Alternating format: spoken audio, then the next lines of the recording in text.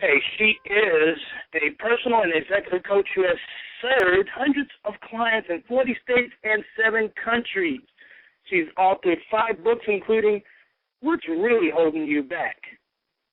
She has been featured and quoted in numerous publications, including Real Simple, Women's Day, and the Oprah magazine. Without further ado, please welcome to our show, hey, Miss Valorie Burton. Valorie, how are you? Me. I'm doing great. How are you doing? Outstanding. You know, as I'm going through your background information, I realized, you know what, you are a fellow rattler. Yes, I am.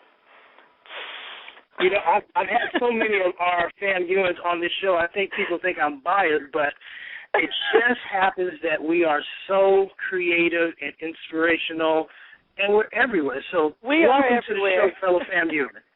Thank you. Thank you.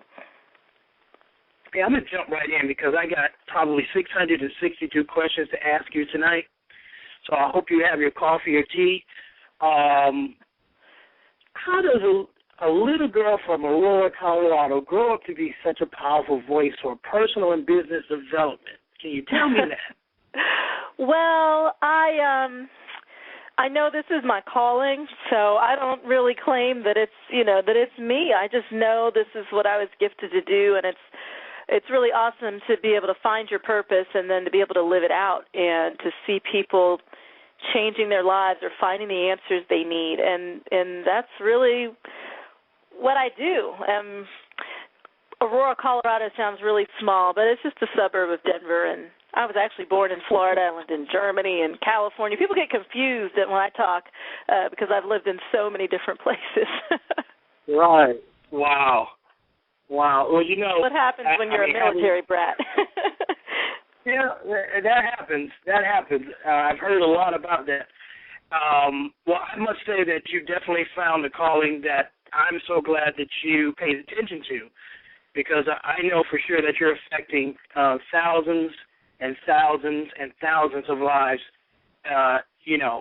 every day. You received your BA from Florida State, a master's in journalism from FAMU, as we talked about earlier, and a master's in applied positive psychology from Penn. First of all, wow. Second of all, with this background, how did this background somehow lead you to a career of helping others? I mean, did you see this coming?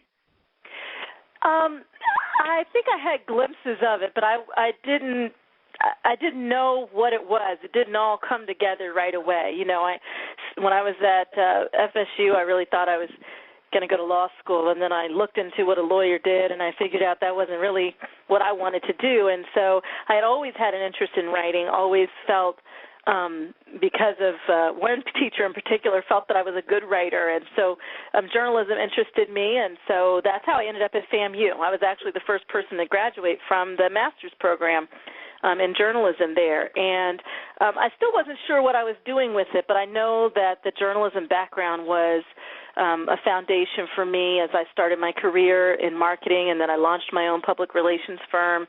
And then when I finally figured out I was here to inspire people to live more fulfilling lives, and that I would do that through writing and through speaking, I think it was that background at Florida A&M, that educational background that gave me the confidence at 26 to write the first book and to edit that book.